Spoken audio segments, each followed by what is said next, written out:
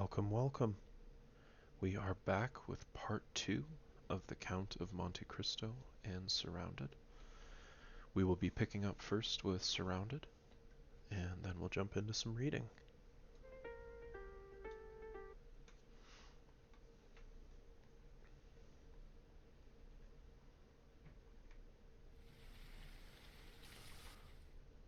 Alright, if my memory serves, which, depending on when you're watching this, it might seem like a longer amount of time, but this was only about 20 minutes ago that we were here.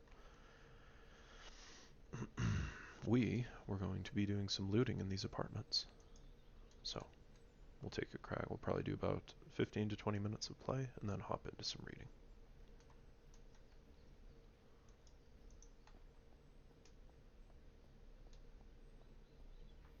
Ooh, bandits.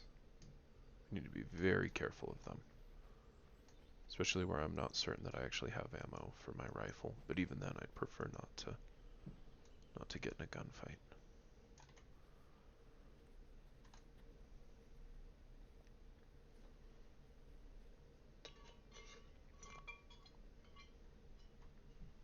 Ooh, some more food. Beans. Can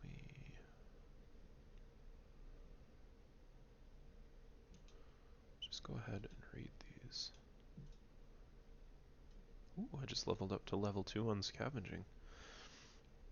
So there's this game called Project Zomboid that uses a leveling system that I have a hunch is very similar to this game's leveling system, where you have skill books and then you have the pamphlets or leaflets. I believe in Project Zomboid they're separated by magazines and books. So you would read the book.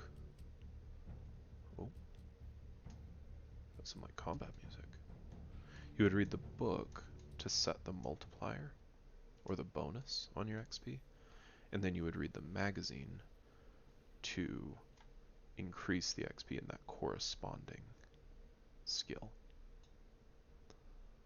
I believe that's what I just did there, because this is the XP multiplier applied in scavenging skill until leveled up, and then those leaflets were specific experience for the scavenging skill.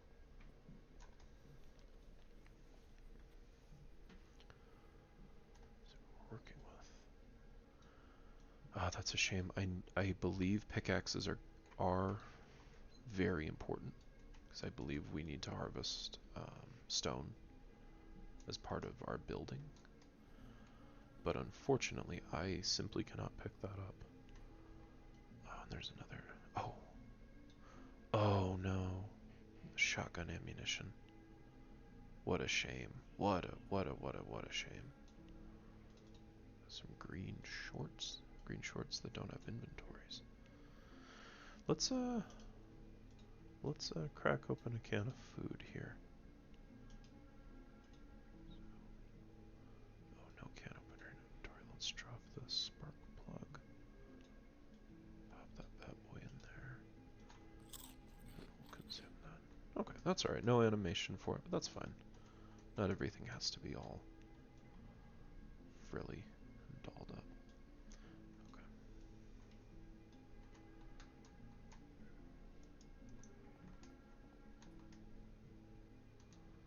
Okay. Let's search this desk. We really need to find a pack. That is just the linchpin to this whole operation is finding a pack. Now we have a friend that we need to deal with.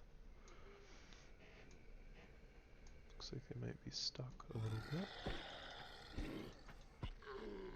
Nice, nice, nice. Okay. Another baseball bat. Nothing in here. It's this little. Ooh. The garage. What an interesting old. That would be such a rough doorway in your house. Every time you come in with groceries from the garage, you'd potentially bang your head on the ceiling there. Okay. Just keep on moving. Moving and looting, moving and looting. Maybe we can avoid this zombie.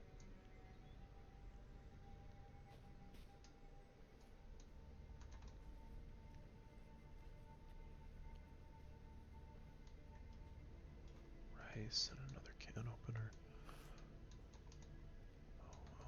Oh.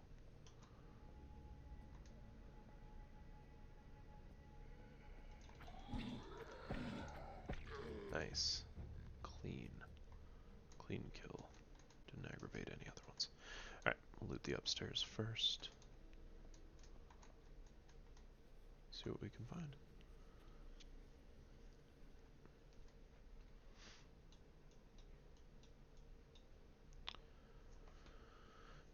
Interesting. So here's another of those the books, or how to be light-footed for dummies. So we'll read this. That will...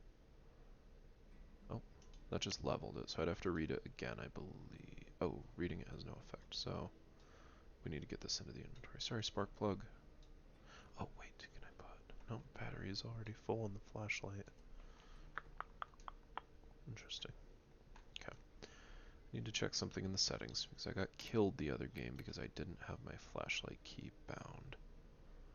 And it was just, it gets dark. Dark. Technical attachment. Flashlight, there we go. L. Oof. I do not have that bound to my Tartarus. I don't have an L key bound. So have a free key right next to map. Maybe we'll do that one. So settings, controls. Where was it? Flashlight and vehicle lights.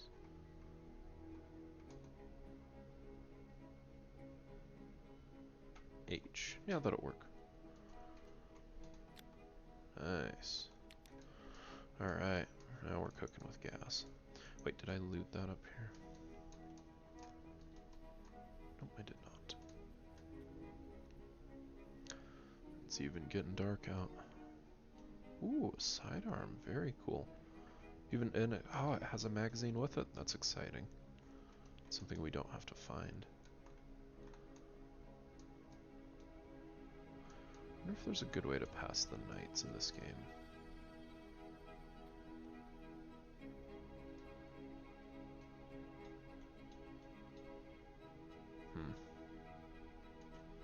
Goodness, I need a backpack. Okay. It gets so dark. It is true. I mean, look at that. Look at that. It is not tenable without the light.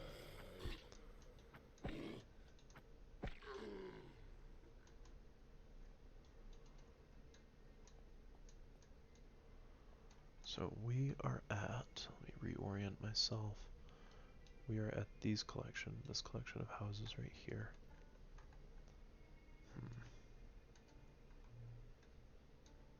Interesting.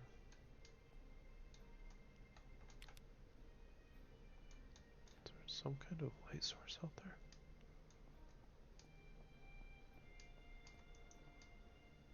Oh, it's the moon.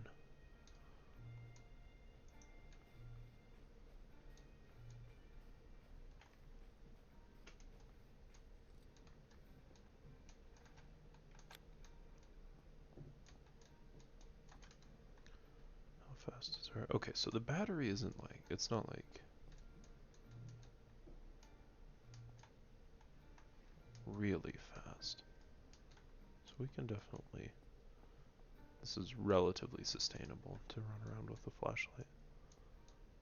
Looks like there might not be any loot in this house. Like an empty one. Yeah, even the kitchen's gone.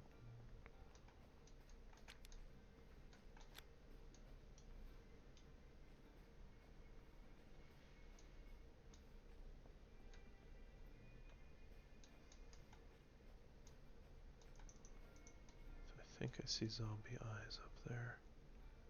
Yeah, there's a crawler up there.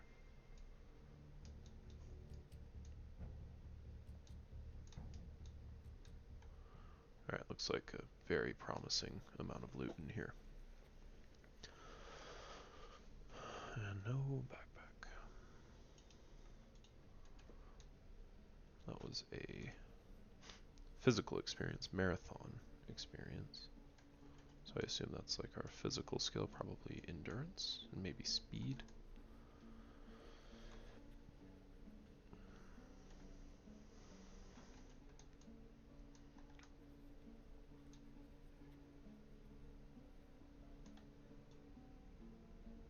Or canned food.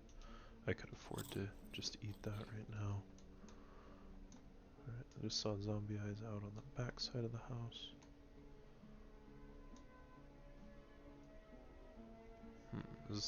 This is a single story, isn't it?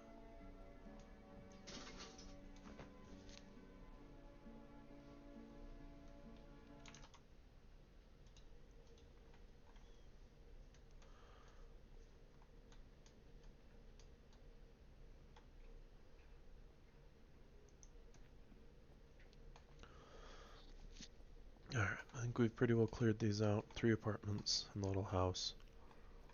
So let's, there's a crawler there. Let's, head out. Make sure I'm going the right way. This is not the way we want to be on that road over there. Gotta be really careful not to charge into those raiders over there.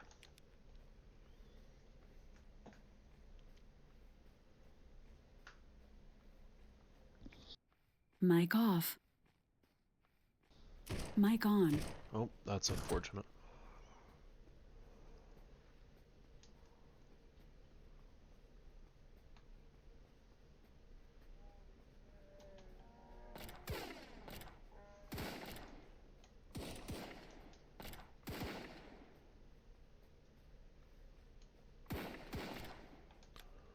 I gotta know what's going on up here.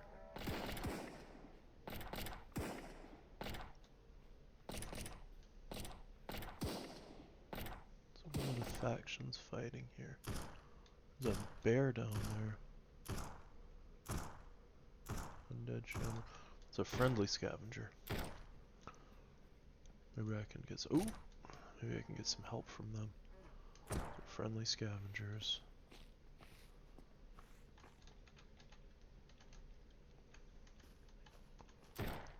Oh, God. Oh my goodness, he's still chasing me. What is this guy's deal? Okay. Friendly scavengers going after. Alright, let's do this.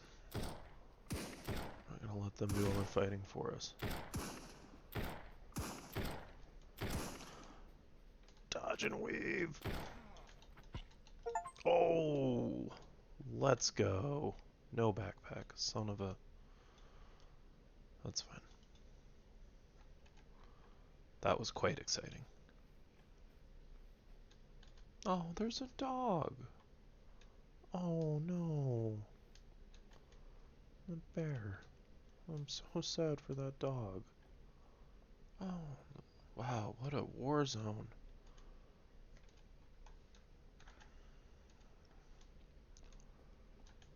Goodness gracious. How you two doing? You took a hit, but not too bad. Mic off. Goodness, Mic okay. on. So I am now very much... Okay, so we're at this gas station. The Valley Safe Zone? Okay, change of plans. Track down this road, hit this building here, loop around, and check out what that safe zone is. That looks interesting. Looks like the sun might be coming up soon, hopefully. Fingers crossed.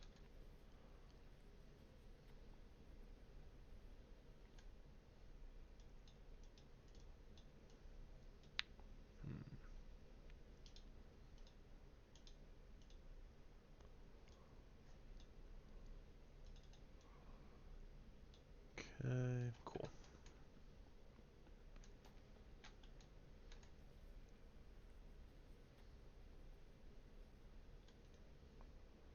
Oh, an M9. That is my favorite. Most favorite thing. L1 keycard. Man, that seems like that's going to be valuable. I think I'm going to be kicking myself if I don't take that. Get them low enough I can just chomp down 2 of these. Might have been a bad decision. Grab that key card. Let's finish looting here and then let's get on the road.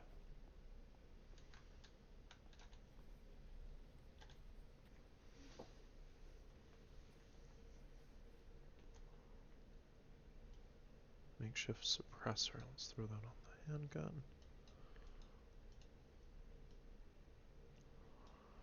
More canned sardines. Sneaking. Stack those. Oh, see, this is the straight experience for it. So how to be light-footed, and then sneaking volume 1 through 3. So if we can read these to up that. Sneaking is now level 2, so now we can read this again, and that applies the modifier, like the buff, again.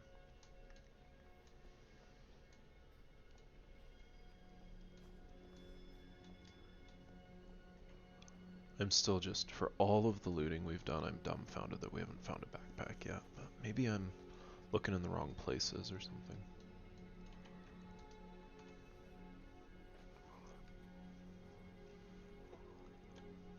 More bolt cutters, canned baked beans. Ooh, getting a big old stack of baked beans. That's what we're after.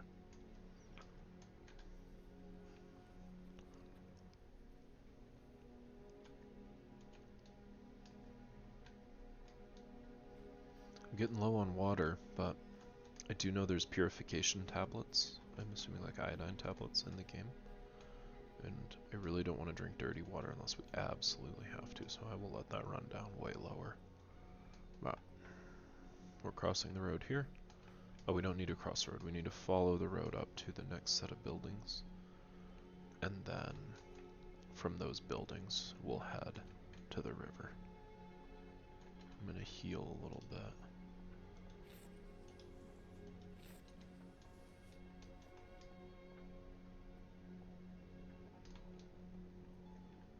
Alright, all of that, we haven't even lost 1% of the battery.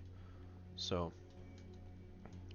that's great. I feel like most games like this, you would have already you'd burn through like a battery a night. So, what that tells me, the flashlight is meant to be a very integral part of the integral part of the game.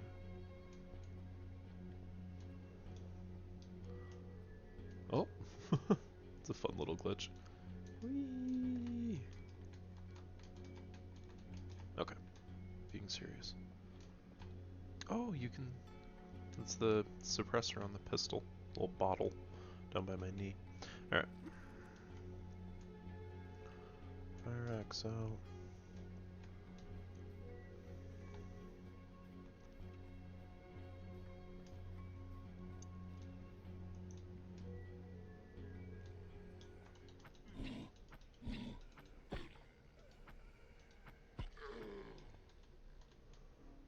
Ooh, there's so many zombies right there.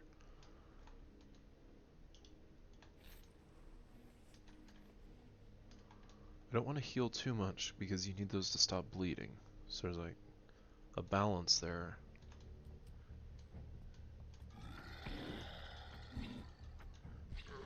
Nice. You do a little bit more damage when. Oh, that's 308 ammunition. Let's go. Okay. Pop that open. Can I not put it in here? Oh, it would probably just because it's yeah, okay. Let's get to that gun. We should be able to reload it now. 6 of 6. Inspect. Doesn't show how many are remaining in the box. That's kind of weird. But that's so exciting. We have some a little bit heavier duty means of self-defense now. Need a higher lock-picking skill to get into that safe. Oh, that's a really nice splint. Broken bone.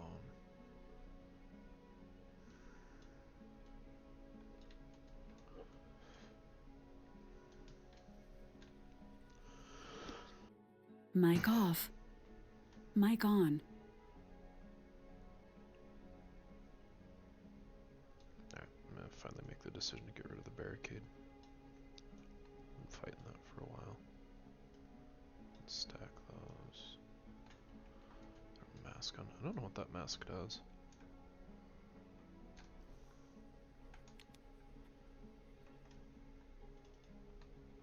Ooh, nice. Let's get all our stuff moved over. Get some paramedic pants. That's exciting.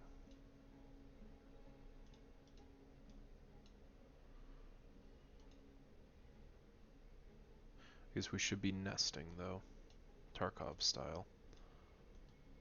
Throw all that in, then we can put those in there, then we could put more stuff in there. You can put 8 slots worth of stuff in a 4-slot area. Which is a little cheesy. I don't know if that's maybe that's intended behavior. If it is, that's odd. If it's not, then I feel a little bit bad for doing it, but okay, Sarah. Flare gun. That's pretty cool, but I don't want to give up my sidearm. Maybe regret that later.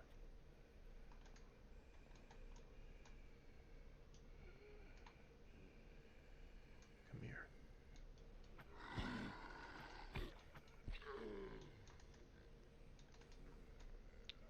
Another crawler coming in. Feels like we're playing Black Ops. Black Ops zombies. Oh, the sun. Thank goodness.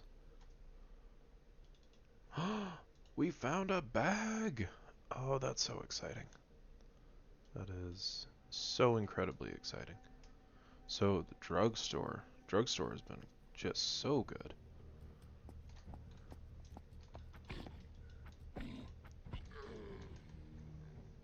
Fire extinguisher. Inspect. It says it's garbage. I don't know if... Okay, we should be good to go. We've picked off a lot of zombies. Alright, let's take a look at the map. We're here, across the road, hit the river, follow the river into the safe zone. See what we encounter. Ooh. So I'm not able to climb this. There we go. Zombies having the same problem. Alright, there is the river.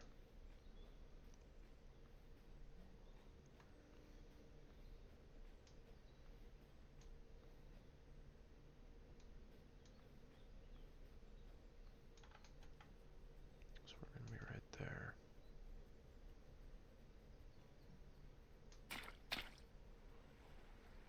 We are at 6% water, so making the decision to drink that. I hate to do it, because I don't know what the realities of getting sick are, but I also don't know how to refill stuff. You know what we should try? We should try fishing. Do a little fishing before we switch over to some reading. I have no idea how the fishing minigame, and this is the first time I've ever put this thing in the water. Didn't catch anything. We'll,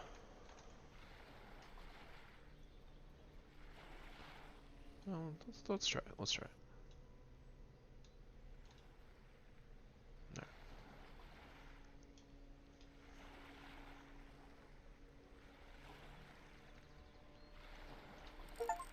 Huh? What did we get? We got a little raw fish. Hurts me medically, but gives us hunger. Interesting. Very interesting. It'll be so fun when we unlock cooking.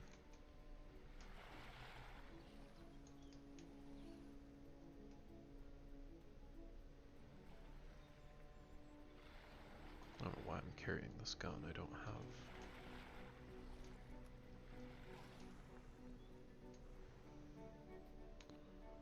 Alright, we've got to be getting... Oh, there's an elk. Not today. Not today. But sometime. Ah! This is it. This is the safe haven.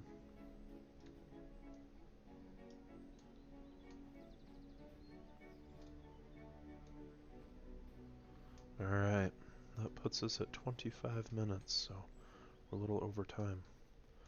When we come back, we'll dive into the camp and see what's going on. But now, it is time to return to the Count of Monte Cristo. We're starting into Chapter 2.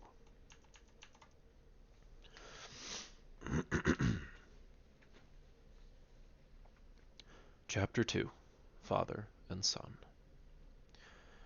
We will leave Danglars struggling with the demon of hatred, and endeavoring to insinuate in the ear of the shipowner some evil suspicions against his comrade and fellow Dantes, who, after having traversed La Canaberie, took Rue de Nuailles, and entering a small house on the left of the Elise Demilion rapidly ascended 4 flights of the dark staircase, holding the baluster with one hand, while the other he repressed the beatings of his heart, and paused before the half-open door from which he could see the whole of a small room. This room was occupied by Dante's father. The news of the arrival of Farron had not yet reached the old man, who, mounted on a chair, was amusing himself by training with trembling hand the nastrums and sprays of clematis that clambered over the trellis of his window. Suddenly he felt an arm throwing round his body, and a well-known voice behind him exclaimed, "Father, dear father!" The old man uttered a cry, and turned round. Seeing his son, he fell into his arms, pale and trembling. "What ails you, my dearest father? Are you ill?" inquired the young man, much alarmed. "No, no, my dear Edmund, my boy, my son. No, but I did not expect you, and enjoy the surprise of seeing you so suddenly. I feel as if I were going to die." "Come, come, cheer up, dear father. 'Tis I, really I. They say joy never hurts, so I came to you without any warning. Come now, do smile instead of looking at me so solemnly. Here, I am back again. We are going to be happy." "Yes, yes, my boy, so we will, replied the old man. "But how shall we be happy? Shall you never leave me again? Come, tell me all of the good fortune that has befallen you." "God forgive me," said the young man, "for rejoicing at the happiness derived of the misery of others, but heaven knows I did not seek this good fortune.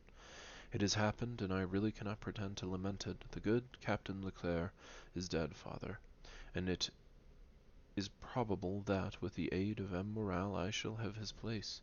Do you understand, father? Only imagine me a captain at 20, with 100 louis pay, and a share in the profits. Is it not more than any poor sailor like me could have hoped for?" "Yes, my dear boy," replied the old man, "it is very fortunate." "Well, then, with the first money I touch, I mean you to have a small house, with a garden in which to plant clematis, nasturtiums, and honeysuckle. But what ails you, father? Are you not well?" "'Tis nothing, nothing. It will soon pass away." And as he said so, the old man's strength failed him, and he fell backwards. "Come, come," said the young man, "a glass of wine, father, will revive you. Where do you keep your wine?" "No, no, thanks. You do not need to look for it. I do not want it," said the old man. "Yes, yes, father, tell me where it is." And he opened 2 or 3 cupboards. "It is of no use," said the old man. "There is no wine." "What, no wine?" said Dantès, turning pale and looking alternately at the hollow cheeks of the old man and the empty cupboard. "What, no wine? Have you wanted money, father?" "I want nothing now that I have you," said the old man. "Yet," stammered Dantès, wiping perspiration from his brow, "yet I gave you 200 francs when I left 3 months ago." "Yes, yes, Edmund, it is true. But you forget that time a little debt to our neighbor, Caderousse. He reminded me of it, telling me that if I did not pay for you, he would be paid by M. Morrel, and so you see, lest he might do you an injury, why I paid him." "But," cried Dantès, "it was 140 francs I owed Caderousse." "Yes," stammered the old man, And you paid him out of the 200 francs I left you? The old man nodded. So that you have lived for 3 months on 60 francs, muttered Edmund. You know how little I require, said the old man. Heaven pardon me, cried Edmund, falling on his knees before his father. What are you doing? You have wounded me to the heart.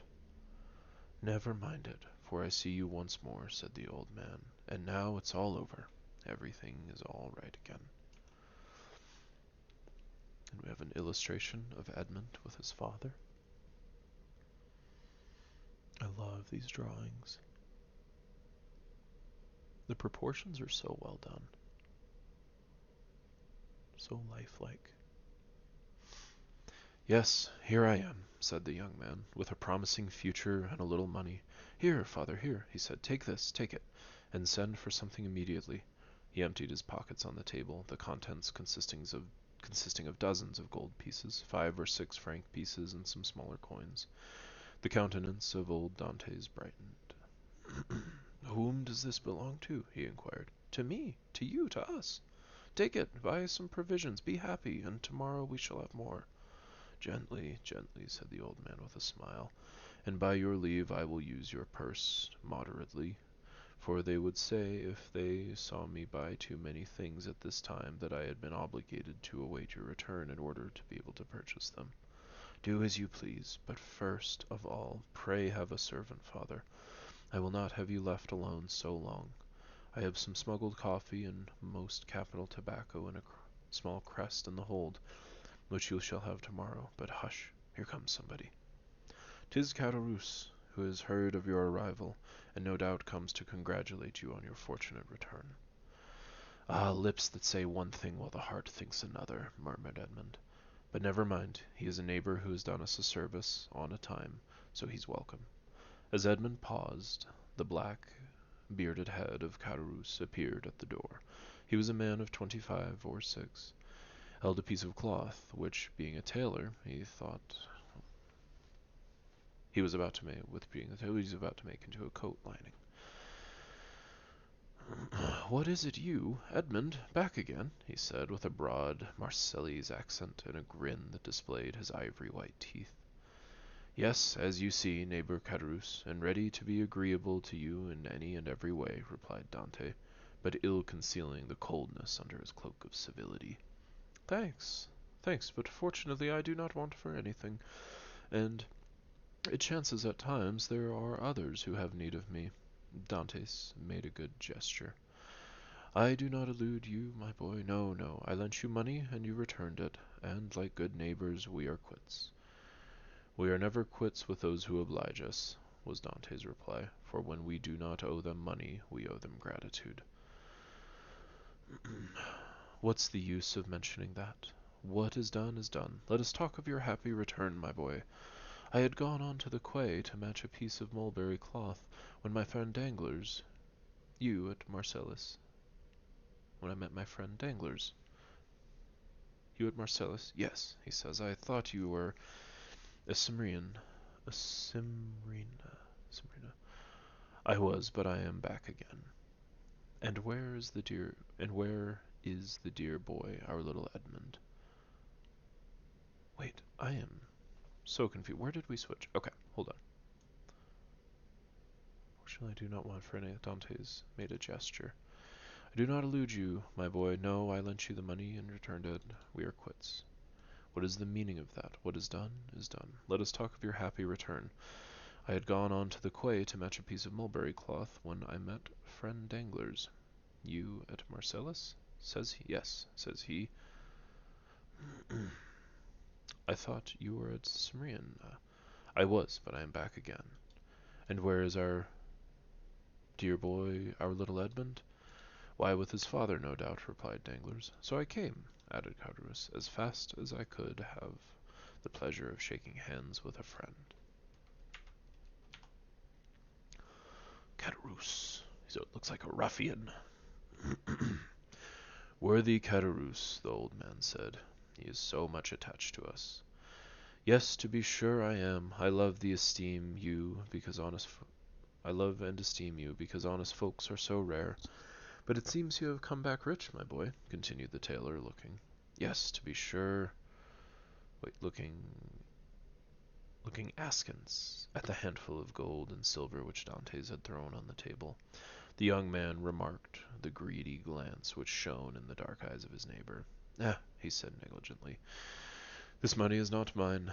I was expressing to my father my fears that he had wanted many things in my absence, and convincing me he emptied his purse on the table. Come, father, added Dantes, put this money back in your box, unless neighbor Caderousse wants anything, and in that case it is at his service. No, my boy, no, said Caderousse.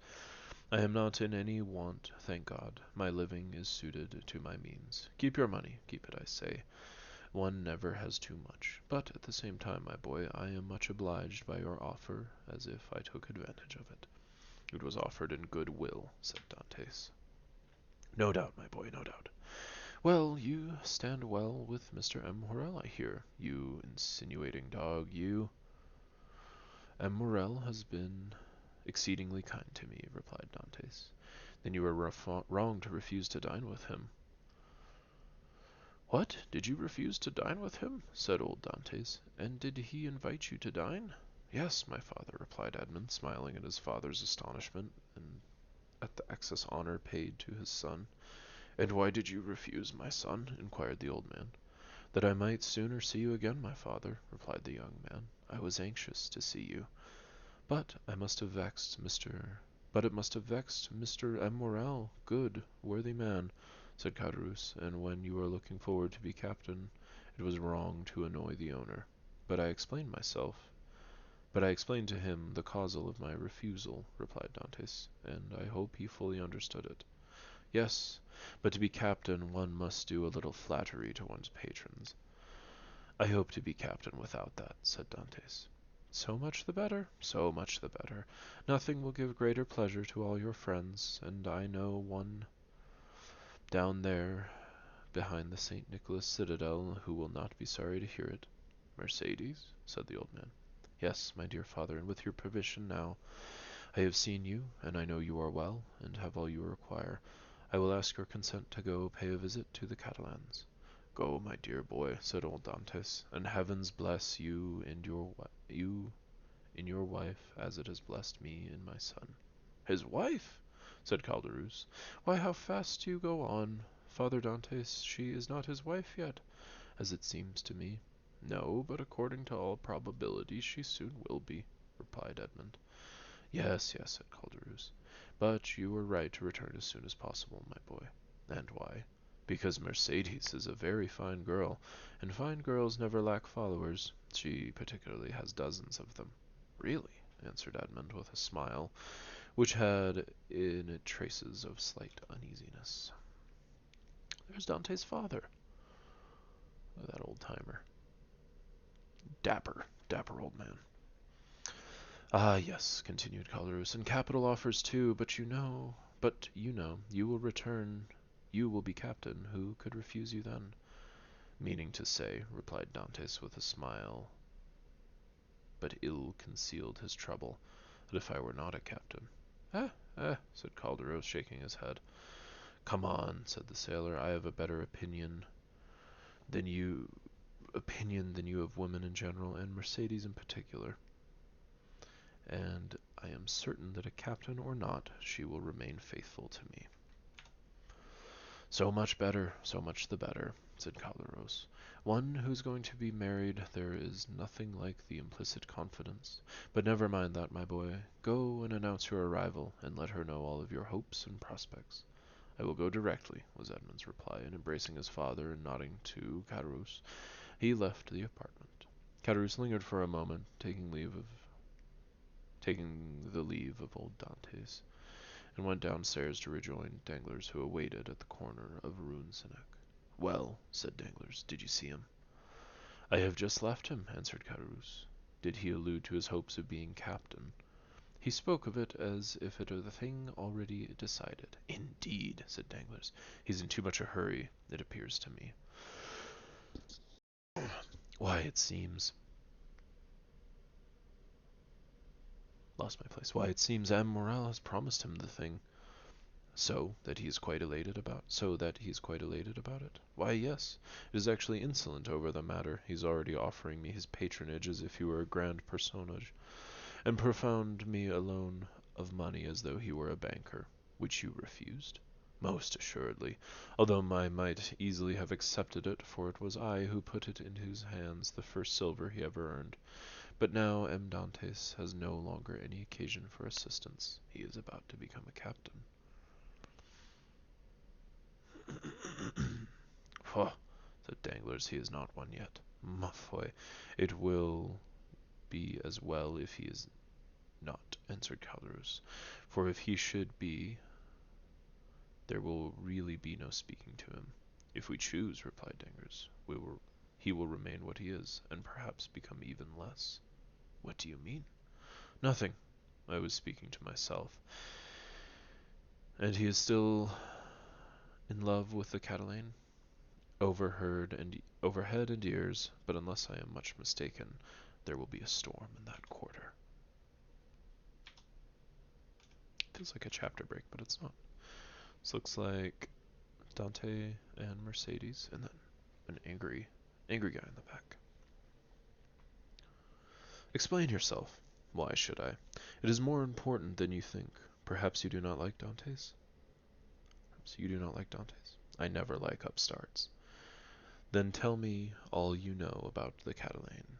I know nothing for certainty, only I've seen things which induce me to believe, as I told you, that the future captain will find some annoyance in the vicinity of the Vieilles infirmaries.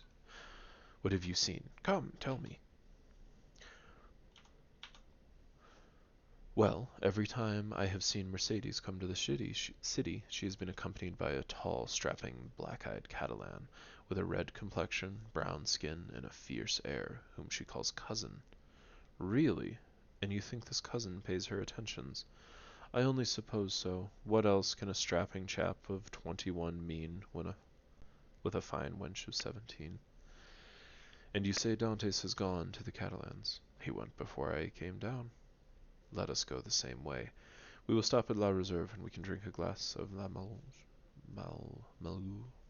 whilst we wait for news. Come along, said Caderousse, but you pay the score. Of course, replied Danglars. Going quickly to the designated place, they called for a bottle of wine and 2 glasses. Pere Pamphile had seen Dantes pass not 10 minutes before, and assured that he was at the Catalans. They sat down under the budding foliage of the planes and sycamores, in the branches of which the birds were singing their welcome on one of the first days of spring. Ooh, this is getting intense.